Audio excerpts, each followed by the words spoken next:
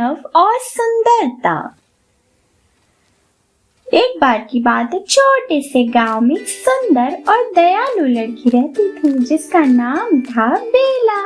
वह अपनी साधारण जिंदगी से संतुष्ट थी और किताबें पढ़ना उसकी सबसे बड़ी खुशी थी। बेला की दयालुता और सुंदरता के चर्चे पूरे गांव में थे।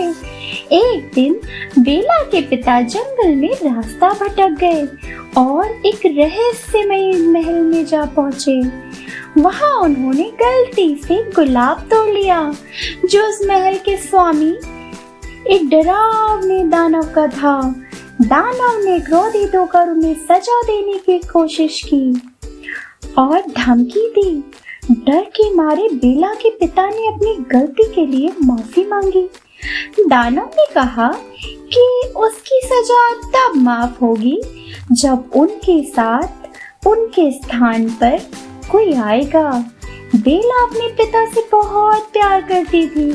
उसने खुद को दानव के पास ले जाने का फैसला किया। वह महल में रहने लगी। दानव डरावना था लेकिन उसका दिल बहुत बड़ा था। धीरे धीरे बेला ने महसूस किया कि उसके पीछे एक दुखद कहानी छुपी थी। दानव दरअसल एक राजकुमार था जिस पर एक जादूगरनी ने श्राप डाला था। वह केवल तभी इंसान बन सकता था जब कोई उसे उसके बाहरी रूप से नहीं बल्कि उसके दिल से प्यार करे। बेला और दानव के बीच दोस्ती हो गई। वह उसके साथ समय बिताने लगी और उसकी अच्छाइयों को समझने लगी। एक दिन दानव ने अपना प्यार व्यक्त किया लेकिन बेला ने तुरंत कोई जवाब नहीं दिया। कुछ समय बाद बेला को पता चला कि उसके पिता बीमार हैं।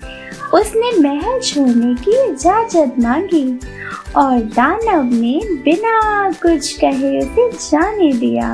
लेकिन बेला के दिल में दानव के लिए खास जगह बन चुकी थी। अपने पिता को ठीक करने के बाद बेला को एहसास हुआ कि वह दानव से प्यार करती है। वह महल वापस गई और देखा दानव कमजोर हो चुका था। बेला ने उसे गले लगाकर अपने प्यार का इजहार किया और जैसे ही उसने यह कहा, दानव का श्राप टूट गया और वह फिर से राजकुमार बन गया। बेला और राजकुमार ने साथ मिलकर खुशी खुशी जीवन बिताया।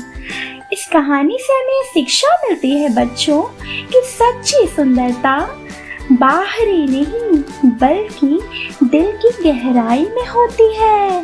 धन्यवाद।